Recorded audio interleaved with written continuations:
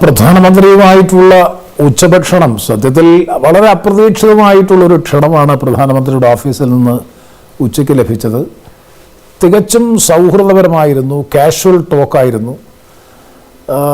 ഒരു രാഷ്ട്രീയപരമായിട്ടുള്ള ഒരു കാര്യങ്ങളെ സംബന്ധിച്ച് പരോക്ഷമായിട്ടുള്ള പരാമർശം പോലും ഉണ്ടായില്ല.